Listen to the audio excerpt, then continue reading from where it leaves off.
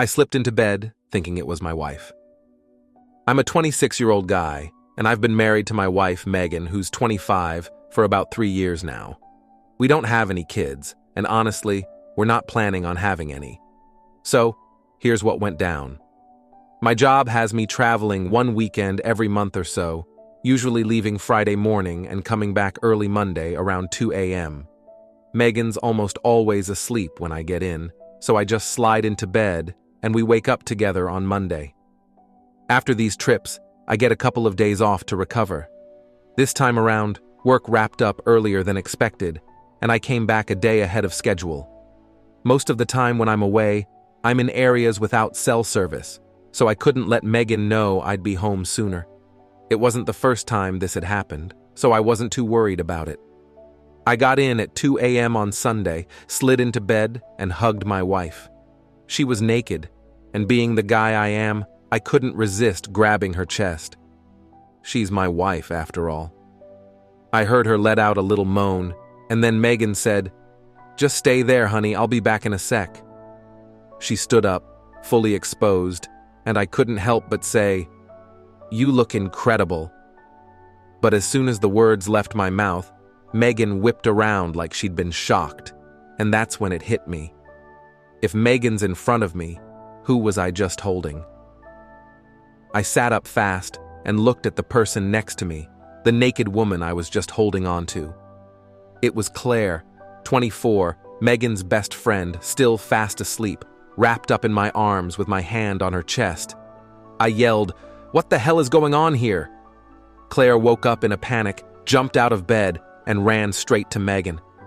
They both rushed to the bathroom, and I could hear them whispering frantically, though I couldn't make out what they were saying. I dragged myself to the living room, completely drained. I hadn't slept in nearly 24 hours, and I was trying to wrap my head around what had just happened. I collapsed into my recliner, my face buried in my hands. A few minutes later, I felt Megan's hand on my shoulder. I looked up and saw her crying, which only confirmed that what I'd seen was real. I was relieved, in a twisted way, that they didn't try to gaslight me. In my exhausted state, they could have easily convinced me it was some innocent misunderstanding. Both Megan and Claire were now fully dressed. Claire stood awkwardly behind the couch while Megan knelt beside me, looking genuinely concerned, not defensive or angry. I was too worn out to get angry, so I just asked calmly, "How long has this been going on?" Megan looked down and said, "A couple of months." I asked, "Only when I'm away on work trips?" She nodded, "Yes." "Has there been anyone else?" She shook her head. "No." I sighed. "I'm going to bed. I'm exhausted. We'll deal with this tomorrow." "Claire, I don't want you here tomorrow." I went to bed and passed out almost immediately. The next morning, Megan was waiting for me at the breakfast table. I didn't know where she'd slept, or if she'd slept at all. As I had asked, Claire was gone. I made myself some coffee, sat down and said, "All right, start talking. I want to hear everything. Then I need you to tell me why I shouldn't divorce you and finally, what you're planning to do to fix this mess. You should know this about me. I don't yell when I'm angry, but my voice does get sharper, more intense. That's the only way I can describe it." Megan started explaining that she's bisexual and that she and Claire had been emotionally involved for a while, but things only got physical earlier this year during one of my trips. They'd had a movie night, too much wine, and one thing led to another. I cut her off. I'd suspected she might be bisexual back when we were in college, but I never brought it up. It wasn't my place. I asked why she never told me. Megan reminded me of a time early on, before we were even dating, when a friend had made a joke about bisexuals being great for threesomes but not for relationships. I had laughed at the joke, thinking nothing of it. Little did I know, it stuck with her and made her doubt how I'd see her. I told her, the first time might be an accident, but every time after that, it's a choice. Then I asked, "Why should I not divorce you, Megan?"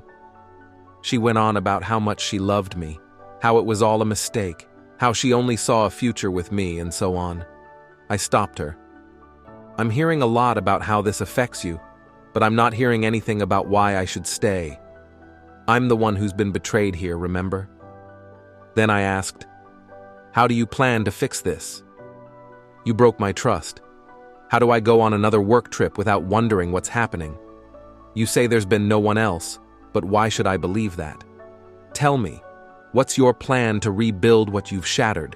She listed off a bunch of things, giving me access to all her devices, sharing her location, installing cameras at home, having friends drop by unannounced when I'm away.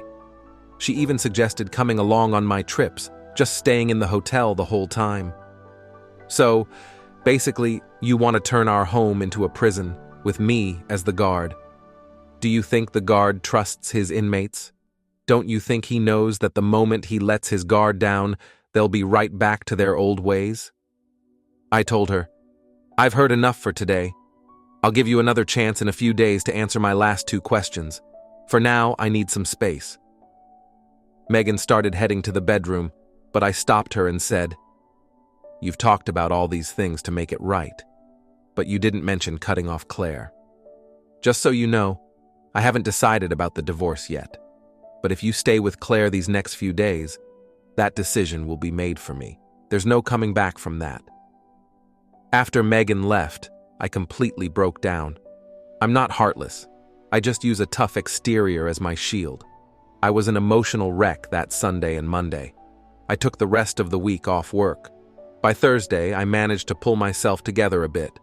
I cleaned up the house and the garden, then sent her a text telling her she could come over on Saturday to talk. If she didn't show up or at least reschedule, I'd take it as her giving up on us. She showed up at our place around 8:30 in the morning, which is super early for her. I let her in, and she sat on the couch while I made her a cup of coffee. Where did you stay this week? I asked. At my sister's, she answered. What did you tell her? I just said we were having some issues and that you needed some space. Did you see Claire? No, not even a text, she said, holding up her phone as if to prove it, but I waved it off. I told you, I'm not here to play the warden, I reminded her. So, do you trust me? She asked hesitantly. No, I said flatly. Then how will you ever trust me again if you won't even check my phone? I'm not the one who needs to rebuild anything. I didn't break the trust, you did. You're the one who needs to figure out how to fix this, I told her. But how? She asked, almost pleading. I don't know, Megan. You spent time and effort sneaking around. Use that same energy to find a way to rebuild what you've broken. This is your mess, and if you want it fixed, it's on you, I replied. You could at least meet me halfway, she suggested softly. I already am. I'm giving you the chance to make things right, I said. The real issue wasn't that she slept with Claire. If Megan had come clean after it just happened that first time, we could have worked through it. The betrayal was in the lying, the secrets, keeping it all from me, her husband. When I told her this, she broke down in tears. I let her know she had 3 months to earn my trust back. If I still couldn't trust her after that, I'd file for divorce.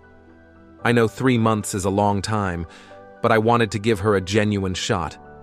The truth is, I still loved her. But I also made it clear, if I couldn't trust her after those 3 months, divorce was inevitable. I told her I'd allow her to come up with a reason for our divorce that didn't have to be the truth. I didn't want to ruin her reputation with friends and family. However, if that story painted me in a bad light, I'd tell everyone what really happened. 6 months have passed since that day, and yeah, we're divorced. Megan genuinely tried to save our marriage. She put in a lot of effort. I'll give her that. When she moved back home, I didn't make her stay in the guest room, so she continued to sleep in our bed. As a small protest, I started wearing pajamas, something I never did since we usually slept either naked or in just boxers. The pajamas were my way of sending a message, though that didn't last long. Even though I didn't want to act like a detective, she constantly shared her location, updated me on what she was doing, and texted me about everything. She changed her phone password to something I'd remember and made sure I knew it. I had access to her phone and all her other devices, but I only ever used her phone once, to order pizza when mine was dead. For a while, it seemed like maybe we could actually make this work, but then the final straw hit. A few weeks into our rebuilding phase, Megan went to a family event that I couldn't attend. She told me about it beforehand, just like she'd been doing with everything else. But what she left out was that Claire would be there too. I only found out because I stumbled across a post Claire made on Instagram. There wasn't even a picture of the two of them together, but I recognized the venue and knew Megan had been there. If I didn't know any better, I would have scrolled past it like nothing. Here's the kicker. I never laid out any strict rules about what Megan could or couldn't do. I never told her she had to warn me if she crossed paths with Claire. The only thing I said was that actions have consequences. She could do whatever she wanted, but she had to live with whatever came from it. When I asked Megan about it, she swore she didn't even speak to Claire, that they were just at the same event and that was it. And honestly, I believed her. But not mentioning Claire being there felt like she was hiding something. Now, every time she stepped out, I was filled with that gnawing doubt. I didn't know where she was going or if I could trust her word. That tiny seed of doubt grew into something I couldn't ignore. That's when I realized it didn't matter what she did or said, I just couldn't trust her anymore.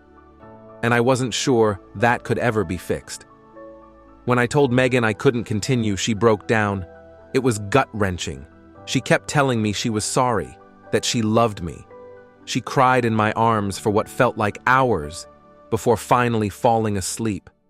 I carried her to bed, packed a few things, and left. The divorce went smoothly and was over in a few weeks. We agreed to tell people we simply grew apart. No drama, no messy explanations. Only Megan, Claire, and I know the real story. And that's how it ended. I don't hate Megan. I know she tried, but sometimes once trust is gone, there's no turning back. We're moving on now, and I hope we both find some peace. The divorce was finalized, and not long after, I saw Megan and Claire walking hand in hand. That's when I knew I had to get out of here. The following Monday, I went to work and put in for a transfer out of state. I made it clear I wanted the transfer as soon as possible. Within 2 days, it was approved, and 2 weeks later, I was gone, headed to one of our company's satellite offices. It all happened fast, sure, but I'm on good terms with the HR team, and they pushed my request through as a favor. Tonight's my first night in my new apartment in a brand new state. I miss Megan so damn much. Tonight, I'm just going to drink. Tomorrow is a new day. Now on to the next story. Story 2. I'm a 17-year-old girl with celiac disease, but my new friend group thinks I'm anorexic and are planning to stage an intervention. A little background. My parents split when I was just a kid. I lived with my mom most of the year, but every summer I had to go stay with my dad. I dreaded going to my dad's place. Part of it was because he was stubborn and rude, always insisting things had to be his way. But there was something else too. Every time I went to his house, I'd get really sick, like violently ill. I'd have nausea, rashes, cramps, and as I got older, I even started missing my periods. Sorry if that's TMI. I went to see a doctor, but he told me it was probably all in my head, stress-related stuff, and suggested therapy. My dad didn't believe in therapy, said it was a waste of time, so he refused to take me. My mom managed to get me to a therapist a few times, but by then, the symptoms had eased up, so it didn't seem to help much. One thing that really got on my nerves was my dad's diet.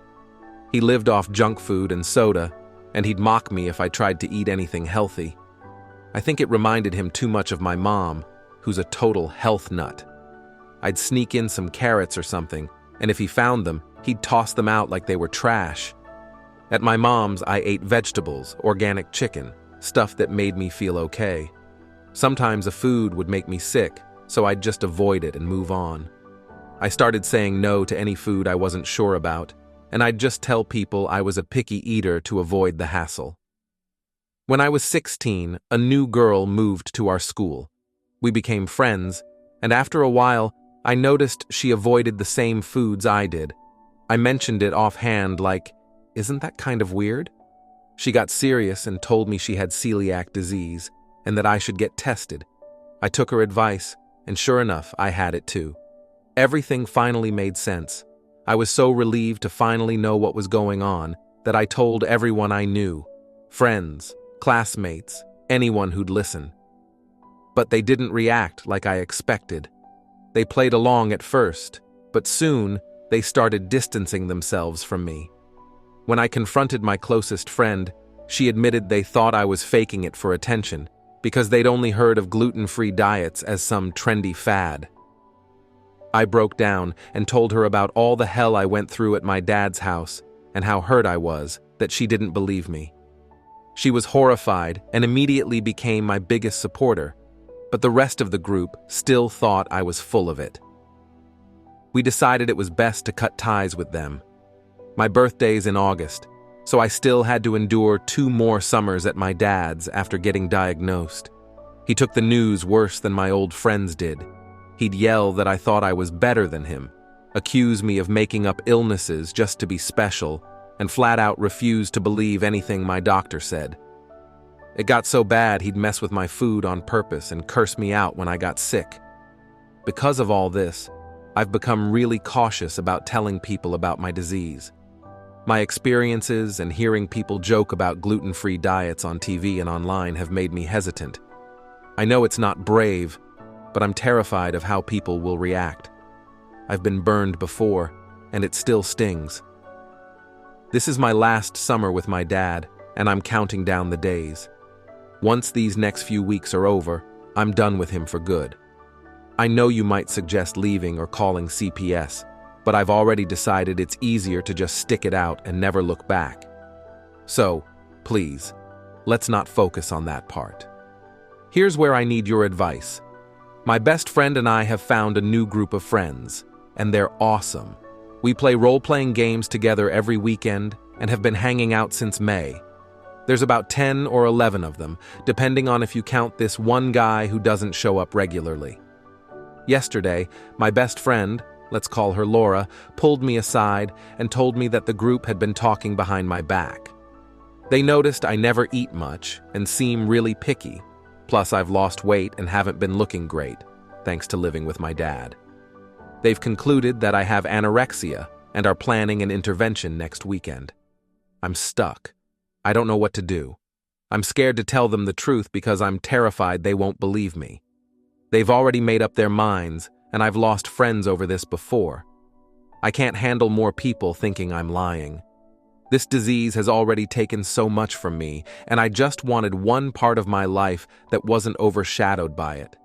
How do I explain it to them in a way they'll believe? I'm afraid of getting rejected again.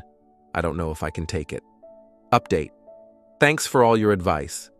The intervention was yesterday, and I wanted to let you know how it went. A few hours before our game, one of the guys, let's call him Zach, texted me, asking me to come over early because he wanted to discuss some game stuff. I suspected this was really the intervention and texted Laura to see if she was invited too. She wasn't, so I asked her to come with me. Before heading to Zach's house, I decided to try something a little bold, thanks to a suggestion from one of the comments on my last post. Shout out to /you I'd have to charge. I swung by my favorite gluten-free Chinese spot and picked up some of their incredible vegetable fried rice. It's my go-to comfort food.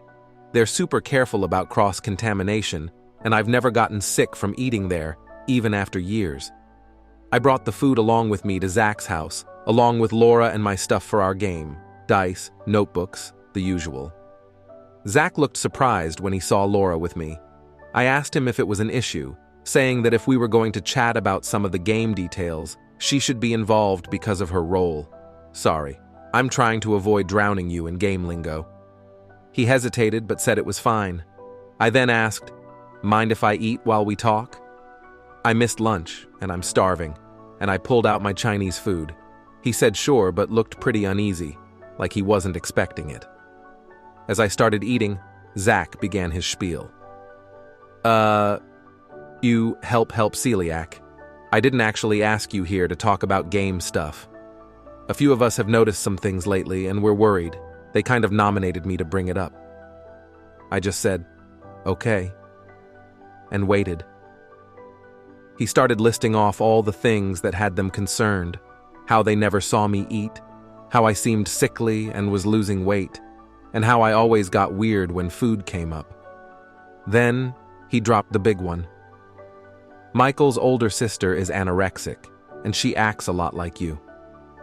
We think you might be anorexic too.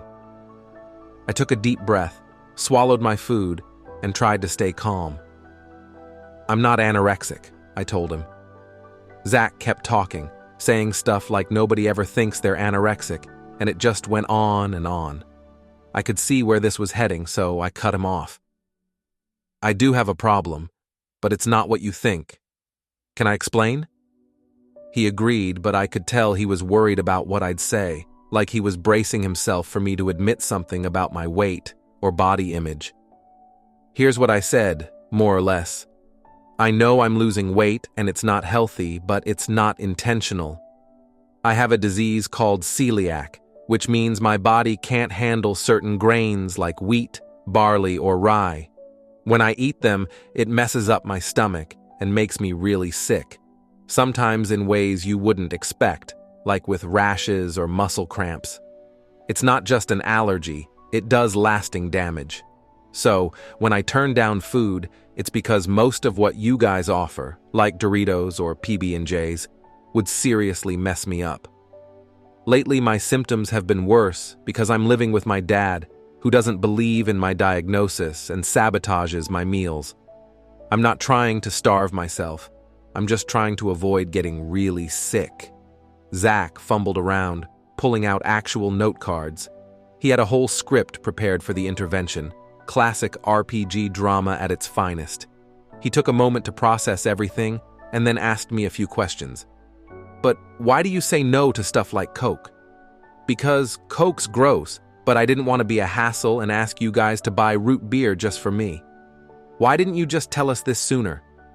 Laura jumped in here and explained what went down with our last friend group and why I was hesitant. Okay, so what could you eat right now that I probably have in the house? I just stared at him for a second, half amused and half annoyed. I asked if he was serious, and he nodded. So I started guessing. Do you have celery? Nope. How about yogurt? Nope. An apple? Still no. Seriously? I said, frustrated. Finally, I asked, got any plain popcorn? Like air-popped popcorn? That he had. So I ate some popcorn in front of him, and that seemed to convince him I wasn't lying. We awkwardly shifted back to game talk until the rest of the group started showing up. When Michael arrived, Zach pulled him aside for a chat, trying to be discreet, but not really succeeding. They kept looking my way, and I could hear bits of their conversation. Michael asked if I'd been defensive, and Zach shrugged and said not really. To drive the point home, I just kept munching on my popcorn through the whole game. Later, Michael texted me, apologizing for jumping to conclusions and asking what snacks he could keep around that I'd actually eat. I'll be honest, I teared up a bit. I was so scared they'd kick me out, but instead, they immediately moved to make things easier for me. They're good people. So yeah, it all worked out in the end. Sorry if that wasn't the dramatic ending you expected.